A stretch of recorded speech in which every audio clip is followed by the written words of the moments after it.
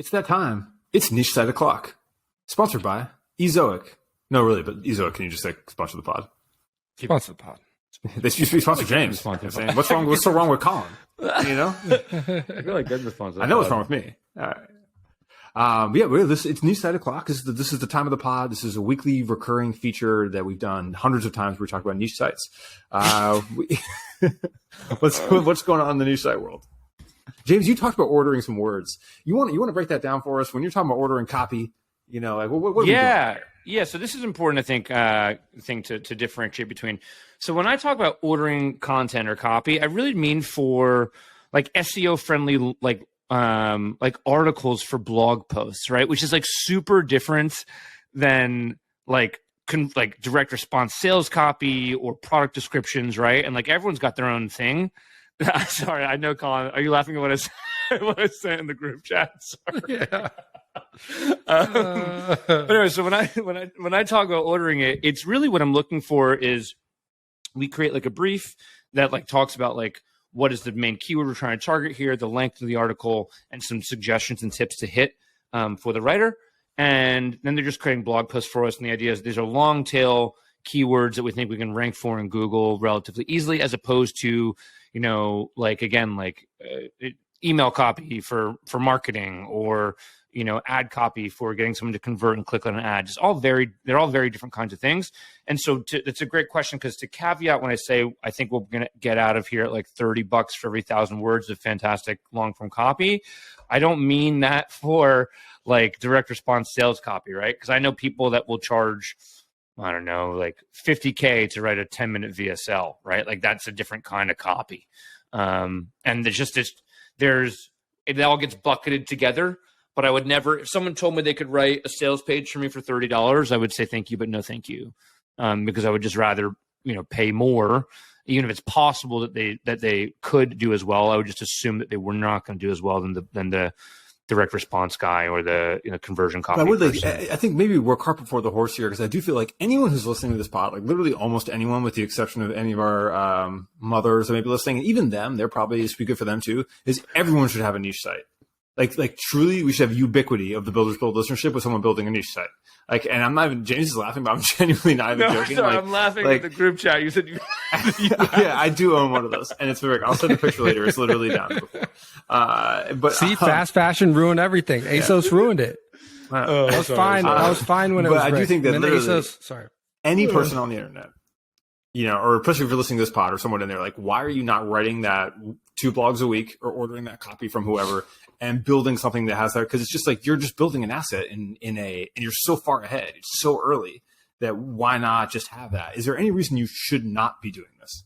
Well, because you're a coward. And I think to go along with that, you know, I made a comment the other day, I think to you guys, but because there's been a lot of talk in the past year about the world changing, and I think like crypto was sort of the big, Web3 was the big sort of catalyst of people thinking about the internet changing. And obviously, I think in the long run, we do watch some massive changes happen. But the rise of TikTok, you know, created a lot of people talking about the like TikTok search, right? And I had an epiphany the other day. I think I was talking to Oren about this. Maybe it was both of you guys about this. But the epiphany that I had was that TikTok's search engine, as good or bad as it could ever be, is literally an internal search engine for TikTok, right? It is not a search engine for the internet.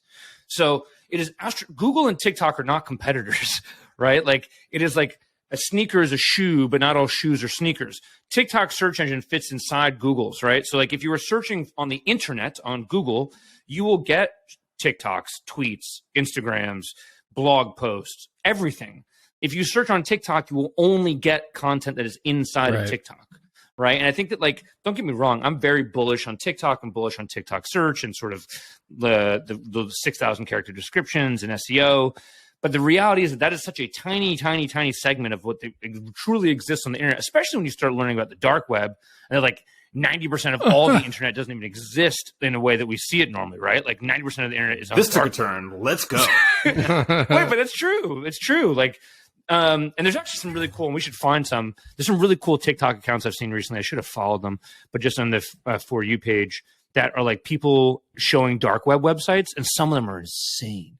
Like some of them are just like recordings of every single Call of Duty lobby, So like you can type in someone's username and it has like a recording of the conversation they had in the lobby before they hopped in the game. And I'm sure there's some horrific shit in there that no one wants to be heard. Like, wow. I love that your algorithm is like right wing TikTok and dark web TikTok and like watch dealers. Like, that's great. It's honestly sick. I love it. On that note, I've noticed with TikTok, it is super easy to let that For You page slip from being like, oh, this is interesting and useful into cool, interesting thing with 58 million views. Like, it is a very slippery slope from like what I'm actually interested in to just like the things that millions and millions of people think is really cool. Every once in a while, you just got to take a plunge and just start Googling esoteric shit, Oh, absolutely. Absolutely. The lives on there have been... Dude, the lives, I know we did one pod on TikTok live, but I've seen one recently, like a couple. It is the darkest, weirdest corner of the entire fucking internet. Every time I see Mason on there, I'm like, this is the darkest corner of the internet. I'm joking. Shout to God. What I've been getting in my For You page on lives lately is like all these, I mean it I don't mean it in a nice way, but just like weird people in America who are getting live with a lot of people watching them, and just like, it's super bizarre. Yeah, like, dude. A lot of people with not a lot of teeth. Like, you're really gonna, I get people in food service, so I get like a dude making pizzas, like pizza, with the phone I get the pizza, just there, and then I get the guys in the factory, like I get guys in the factory in China, like making the Yeezys and like yelling at the screen, like holding the Yeezys, and that shit is sick because there's another dude there like watching with like the fucking hammer and shit. I'm like, let's go. Yeah, for sure. I see that one too. I want to get back to niche sites though. Sure. Because this dude Mike that I follow on Twitter, his username is niche down, however he's we the might man. say it. He's the man. So did you see what he tweeted today? And this is kind of like along the lines of some of the stuff that I've been working on. But basically, he's like, I found this video game site that went from 100,000 monthly page views to 4 million in a year. I did see that. And what he points out is basically, in looking at it, is that all the posts, not all, most of the posts are like 300 to 500 word posts, which is just kind of this like low. It's what I've talked about. I did all this experimenting with this like no effort content that obviously came to an end, but like 300 words, like this is like very low effort. There is millions and millions and millions of monthly visitors to be had in like, I think 200 to 300 word page type stuff. Just because the extent of long tail on the internet. 100%. First of all, I want to give him a shout out. We should get him on the pod. I'm in a mastermind with him too, and his brother. This niche site sort of group of just as 15 of us working on a site together. But I think he's hitting like $1,000 days. And the best thing about that dude, one thing I love so much is like he still is working his 9 to 5. You know what I mean? He's just like, run it. I don't even care. And the reality is I know what that at $1,000 days, his site has got to be worth, like $1 million plus right now. You know what I mean? Just one of his sites. So anyway, I just want to shout him out because he's really good at what he does. His content's great. But I think it's totally right. I think that what's interesting and the problem that you ran into, right, was like, how do you figure out, you either is like the in between of like low effort, but like high quality enough that Google is like okay with it, right? Because it seems to be like, how do you create the problem you've run into in the past, right? How do you create 61,000 pages? 200, right? 200,000. 200,000 pages. Sorry. It was crazy, dude. Yeah. I mean, that's crazy to think about, right? Like that is so much, there's only 70,000 words in the English language, right? Yeah. So, I mean, it's just like mind boggling to think that you just had 200,000 plus pages. So what is that sweet spot in the interim? And maybe it is that, like, if I remember that post he did, he said he thought they were all human written, right? They had like 15 writers, right? And if you got 15, right? Yeah. 300 words is nothing, dude. That's what I'm saying. If you're good at writing and you can write 3,000 words a day, which a good writer can write more than 3,000 words a day if it's low effort, doesn't have to be research stuff, right? You're bringing out 10 of those a day. If they got 15 writers doing 150 articles a day, you know what I mean? Like 5 days a week, that's 7,500 articles. That's 30,000 articles a month. That's 360,000 articles, right? No, it's 3,000 articles a month. I'm not going to do math publicly with you, but I think it generally tracks. 150 articles a day per team, 5 days a week is 750. Times 4 James, is 3,000. Man, this is what happens in that LA internet, bro. Bro, I'm here, dude. I'm here, y'all. There you go. You're back. I'm just forecasting. I'm just running a case. I see it in the back, the parabola. Okay, my baby. My point is that I did the math real quick, and it fit. And at that numbers, you're doing 36,000 articles a year, right? With at 300 word articles a day, with each person doing 10 of them and 15 writers. And I guess that's and over 2 years, I guess you're at 70,000 articles. I mean, I don't know. It starts to, if you can hit the right keywords, it makes sense. It's just the problem with that kind of stuff. And this is something I've realized myself. And this is like the fine balance in the niche site world is like, if you do it right, you can make those bets, right? You can say like, this is an investment of capital, and we believe it's going to pan out over the next 12 to 24 months, right? But like, if you do that wrong, that's a pretty strong, expense, right? To have 15 writers full-time on staff if it doesn't hit. I think the thing about that though is I don't think you can do it wrong because of the vastness of the internet, right? Like, sure. When you are going after a keyword that you can rank in the top 5 for with 300 words, like, it's not a very big bet. And if you can get there in the first place with 300 words, then you're cooking. Yeah, I mean, I guess but then at that point, I mean, again, it makes me think though about sort of, without exposing some of the things you've worked on, like, I don't care. Just like, or any of the niches, it's like in that regard, then yeah, like, bro, okay. I know you want to talk about the XXX stuff, but I just feel like we can't put that out there in front of the community. Okay, all I'm saying is like, if you went to onlinejobs.ph, right, I'm sure you could find a full-time writer in the Philippines for $800 a month. I'm 100% sure of that. I mean, you can do it right now, right? And they natively speak English, most of them, right? Like, and so they're at least going to be pretty high quality. And if you had some sort of SOP or template brief that made sense for it, and you pulled the keywords from one of your other projects, like, okay, so 10 writers, that's $8,000 a month, $96,000 a year. Let's say you're really at 120 with the manager for them, and all the tools and shit. 120K a year, you're banging out 36,000 articles with 300 words a pop. Yeah, that's fire. Yeah, you know what I mean. And I think that the numbers start to make sense, right? At that, right? Like, because if you even hit a third or a fifth of the numbers you're doing before, you know what I mean? Like, it starts to, I think it starts to make sense, right? So yeah, I think you're right. It's crazy, but it becomes a big risk, right? It becomes or at least complex. You have to, for sure, know what you're doing. With that same math though, right? You can do 250 of them and have an idea of what kind of risk you're working on. And that's true. I've attacked a lot of like long tail like this at this point in like several niches with zero effort content. And you, like, if you did 200, you would know immediately. If you did 200 actually written things, you would know within a few weeks if it was going to be worth your while. And I actually think you're right. And I think to go along with that, I think what people sort of forget about with Google is, what we call like topical authority, right? So is that if you had 200 articles that were about the exact same niche, you start to like play outside the rules of how many backlinks you need and stuff, right? Because Google starts saying like, this website is an authority on this one particular topic.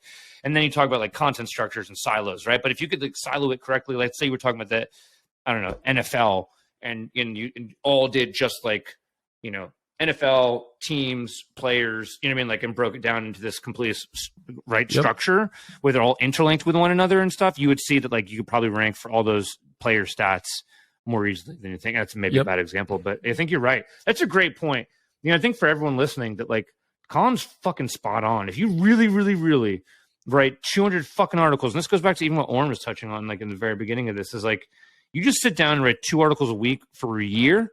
I can't tell you whether, and I think I had a tweet about this, I can't tell you whether you're going to have something worth $5,000 or you're going to have something worth $50,000, but you're not going to be nowhere. That's for sure. You know what I mean? Like, it's just that most people don't want to stick through the, writing fucking 2,000, 3,000, 4,000 words a week for 52 weeks straight. But I mean, like, it's even I think people haven't come up close to the concept yet either. It's funny. My wife actually saw one of James' tweets where it was literally like, she was like, hey, so if I write on the internet every day for a year, I can sell a site for like $50,000. I think he had a range in there, like $100,000 to $10,000. Now, obviously, that's like a bit of a bait to get people into like the 100% James's world of the concept, right? Flips. But like, but it clicked for her on the, and like we've talked about it 10 times. She knows what James does. She knows kind of what she's been on Twitter reading those things. It didn't click. But for her, it was like blank. And she's like, well, what would I have to write about?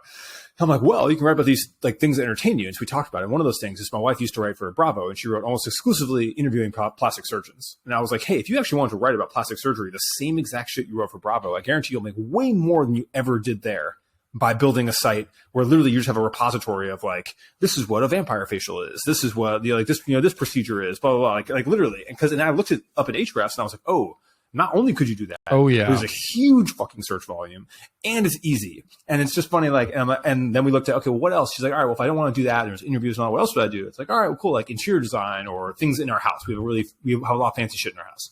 And it's like, cool. Start looking through that, plenty of opportunities. And it's just framing it in that way. But one thing we did touch on is like, we've mapped out the plastic surgery angle pretty thoroughly. And I did want to kind of get James' opinion on this because I've had people in this conversation now too, where I think we all understand that, okay, monetize with AdSense or monetize with Ezoic, get traffic, turn it into eyeballs, monetize with affiliate links. What does like more high value traffic look like? Like if I'm going to say, cool, I have thousands of people coming to my website every day looking at really boutique plastic surgery techniques and I want to monetize them. That's probably, I can get more from that than a click, dude, right? What would you do? 100% unequivocally, I would set up like a banner rotator, like that with like a script that basically checked your IP. And so no matter where you were checking from, it would serve you directly with the banner, but the local plastic surgeon. Man, broke out the banner rotator. You know what I'm saying? Right. But so say you're in Costa Mesa, right? Say you're you're just doing your Orange County life. Then when you're searching for what is a vampire facial, the banner on the side happens to have like a thing that says like looking for vampire facial in Costa Mesa. And then I would go cut deals directly with plastic surgeons and be like, I either want to be paid for a qualified call, i.e. someone that stays on the call for more than 30 seconds, or a commission on the sale. I don't know. You have to figure out which one works best there. And then you just basically go set up a phone number, use something like Callfire or Twilio. Definitely Twilio is like so massive in this.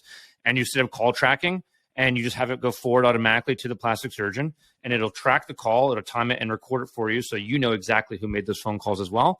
And I would bet you, I mean, shout out to Ollie, you know, Oliver back in the day used to do run paid ad lead gen for cosmetic dentistry. I mean, these are industries that just print money. Like the average AOV is like $35,000 or something, you know what I mean, for veneers. So anyway, I'm sure the same thing with plastic surgery. You know, that's how I would do it. It's a little bit more complex, but each lead probably worth like, you know, you probably get like $250, $300 for each phone call that lasts over 30 seconds or something. You know what I mean? I got two things for you on that. So one is I think conceptually that's actually way simpler than like, oh, we're going to put in these snippets that generate ads for the like local thing dynamically. Sure. That's like, yo, you get eyeballs centered around your location, then you go find somebody that sells that in your location and be like, hey, can I send this to you? Right. That's pretty simple. But I think something that's big to add to that in this whole SEO realm is the difference between, you know, what is a vampire facial and where can I get a vampire facial near me, right? And not literally those search terms, but like the context that lives in those search terms and search terms like it. Because when you get a search term with buy intent, that is where the money is. And I think that then extends to, if you look at like different niches, like the interior design one is a really good one because that inherently has buy intent, whether or not it's in the search, right? Those are people looking for a chair or a light fixture. Those are people looking for something to buy, whether or not they have, you know, best or where to buy, et cetera, in the search term. So I think anytime you're looking at a niche, you have to look, ideally you're looking for something with buy intent. A hobby, like another one I've been in is sports cards, right? That is a hobby that is centered around buying. That means that there's a VIG that you can get on transactions on the internet. Go ahead. No, I think that's super valuable and spot on. And one of the things we identified we thought was super interesting was that people were doing before and after is like one of the biggest searches, right? Which means someone is like, it's not necessarily by intent, but they're at least evaluating what that looks like. And but there was just so many like open SEO terms for that. And it's just interesting, but it just goes to show you that no matter what niche it is, like they're out there on the internet. And what I liked about this approach is that people always look at, cold emailing or cold calling. Like, I don't want to do that. And I'm like, my wife's job was essentially doing that. It's just presented in a different way. She would be like, I need to find a plastic surgeon that is able to do X. And I need an interview that's going to be done in 36 hours. And she's calling like to get that shit done and then following up. And I was just like, it just kind of shows that like that level of tenacity is something that, a lot of people have to have in your jobs. If you have that ability to like, cool, I'll call anyone and ask for, can I get paid if I send you a lead? Or, hey, I'm just going to write shit and put it out on the internet. If you just break those barriers, you are going to win. 100%. And that there's two things I want to say. One is that I want to finish up, I think, a way that you could add on to what I described as a monetization. Then I want to talk about the cold outreach thing. because Oren, you and I had a conversation about it at ComplexCon the other day, literally. And it was that, first off, all the informational search terms, for example, that Colin referencing that don't have any buying intent behind them, I would just be pixeling those motherfuckers, right? And then be hitting them, right? And like hitting them with a retargeting ad later on for like 1/10 the cost of the complexities of finding them the cold traffic, right? And be like, okay, so clearly if someone's searching what is a vampire facial, I can 100% agree that it's not, that probably at that moment in time, they're not deep into the purchasing, place mentally. But I definitely think that you hit them with you pixel them and you hit them with retargeting ads later on, and you're very likely, I think, to convert on some paid there at a really high ROAS, and ROAS being return on ad spend. And then the other thing I wanted to say is that when Oren and I were walking around ComplexCon, we were actually having a conversation about when you and Colin, were selling drones, right? And I think that, like, to this point, like, shout out to all the young bucks out there who are crushing it and have like really sort of gone hard into like cold messaging and cold DMing and cold emailing. But this is just, I think we've all been doing that since the beginning of time, right? That's just like, I don't know, I got no money, I got no plan. Like, let me buy this list. And, and Oren was just describing me what you guys used to do, right? Like, I was breaking down the flow of, like, so when we were selling Predator drones, right? And so we'd go to Silpex in Jordan, and we download a list of all of the different military establishments around the world that were committing war crimes, right? And we'd find that. I'm just joking. But we were selling camera drones. Figure out where they hung out. We'd go buy them drinks. But in any of these trade show cycles, like, I've done this a number of times in other industries. Like, all right, so say we're going to, even the construction shows, whatever it was, you can buy lists of attendees, right? And then, for X amount of money from the trade show people, or you can look up who's going, whatever it is. You go there and you say, hey, camera show is a great example. Every camera retailer is going to NAB, big broadcast show, and they're all looking for things to buy and stock. And so if you are an attendee at a trade show there with a small brand, you go, cool, I'm either going to buy a list if I can buy a list, or if not, I know these people are coming, and I'm going to LinkedIn outreach, I'm going to email outreach and say, hey, can we set up a meeting at the show at my booth number blank, blank, blank to show you X and Y? And if you have a good offer and you have everything good there and you have a funnel and you follow up, you confirm it, you show up the day of, and if they don't find them, you send a runner to go to their booth to see if they're there and ask for them by name. And then afterwards, you have your same follow-up cadences to close the deal. Like, that's all these same principles of cold email, but you're acting on a physical event.